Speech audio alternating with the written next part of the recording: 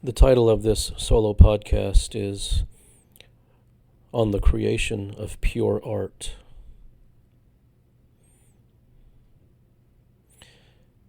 One must examine what it is that he receives from something, because that provides the motivation for doing it. And if what the human being receives is transient and fleeting, then that's a fairly sure sign that both the motivation and, as a result, the execution of the act was impure. Now, it must be stated at the outset that purity and impurity are not ideals to follow, because ideals are empty things. If one tries to follow an ideal, he or she is trying to live up to something. Whereas if one is overcome by something, if one has a true and genuine allegiance to something, then that person does not need to follow the path or any steps in order to make sure that he is keeping up with that ideal. If something really speaks to a human being, he can't not do it any other way. There is no choice.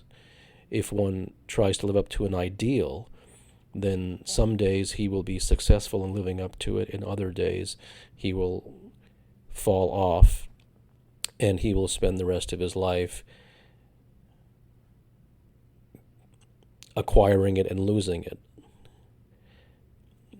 It will become a life of struggle as it relates to that particular thing. So human beings actually in life get exactly what they want, because the greatest desire always wins.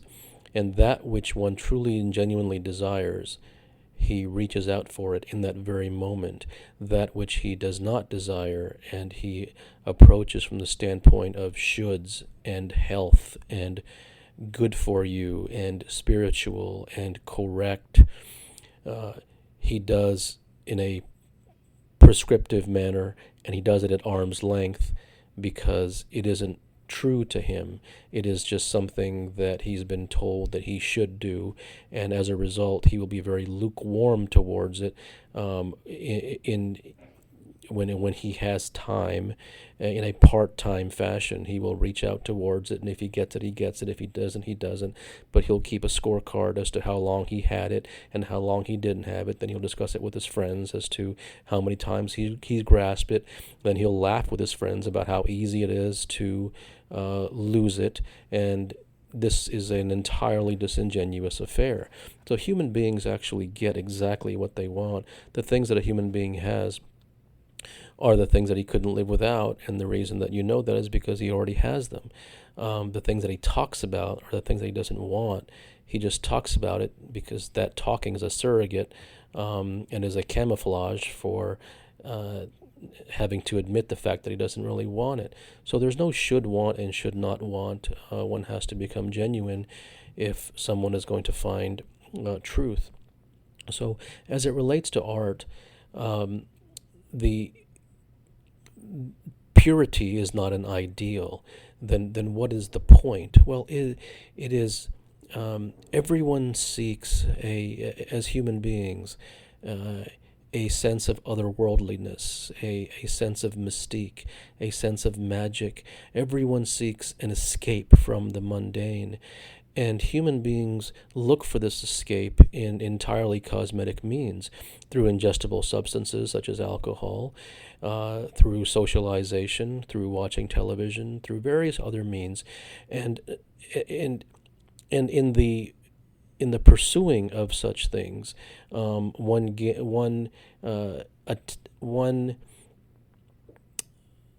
approaches these things in a glancing blow. One never arrives anywhere. He just tries to string together drops of pleasure in hopes of creating an ocean of satisfaction. And I, it's my instinctive uh, compulsion to tell you that that does not work, but I don't think that you need me to tell you that. Any human being can examine his life and see with clear eyes that if seeking pleasure truly did work, then the person would no longer be seeking pleasure.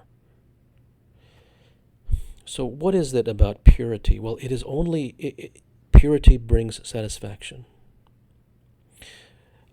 When I write a discourse, when I write a private discourse or I create a solo podcast, um, what is the motivation?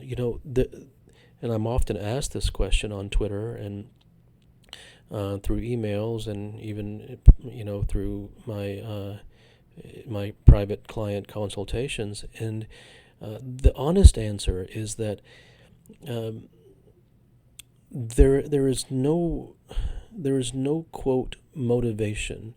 Uh, the compulsion and um, the instinctive trigger is to achieve the glorious satisfaction that arrives from losing myself. So if someone was to put a gun to my head and say that now you will do a solo podcast and you will do or write a private discourse, and you will do so in order to be informative. You will do so because it is your job. You will do so because you need to, help other people by giving them information that might help them. I that gun might as well go off because uh, while I would be dead if the gun did go off in my head, um, I would also be dead if I did it according to the way that I was told to do it. Because providing information is dead and empty. Um, Doing things from the standpoint of a job and as work that's a corpse that brings absolutely no satisfaction. And if it doesn't bring me satisfaction, um, then there's no motivation for me to do it. So it provides an opportunity for me to lose myself. And if I sing a song or if I write something, that the the complete and total dissolution of the person who's writing it, and the complete and utter immersion in in the in the witnessing of the creation of the words, which do not come from me in any conscious or deliberate manner, um, that is the ultimate satisfaction. And to to extend that and to live my entire life in that state in which the horrid and wretched tragedy called the self, with all its stories and its baggage and its never-ending complexities, does not exist. This is the only true satisfaction there is. The attempt to try to get oneself into the moment is yet another plastic idea painted on the sidewalks of society, because if one tries to get into the moment, so to speak, then what he is trying to do is bring himself into the moment, and the moment and the self are a mutually exclusive phenomenon. And it is the same with the creation of pure art. So the creation of pure art is an excuse for me to lose myself. And it must be clearly understood that me losing myself is not a holy, spiritual, altruistic, selfless, or admirable act. It is entirely utilitarian. It is completely necessary, because living within the self is such a drastically unsatisfying proposition. So the creation of pure art lies when one completely dissolves into the art.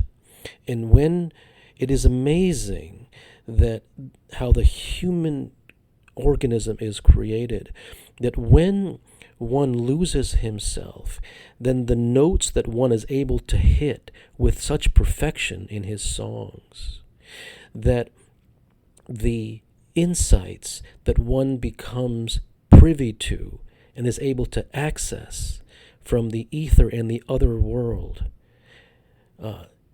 just by virtue of creating a channel in which those things can flow through as a result of having removed the interference of the self, is truly astounding. Man's reach is boundless. It is unlimited. But if he tries to go on that journey with this ball and chain called the self, then he is nothing but the perfect example of limitation. So the purity of art is art expressing itself through the human. It is not the manufacturing of an art from the human. The purity of the art is the result of the human dissolving into the art. And in the end, it is precisely this that all human beings seek. They seek the dissolution of the self in losing themselves in things like socialization and ingesting exogenous substances, because they cannot stand living with this self and its tragic history and its enormous baggage and all of the stories and the dramas that never go away and which can never be fixed. Every human being seeks freedom from this. And this is what human beings do not realize. So all that is done without the self, all that is done which is from the standpoint of annihilation of the idea of a self, is something which supports and cultivates and tills the soil for the growth of true art. Good night.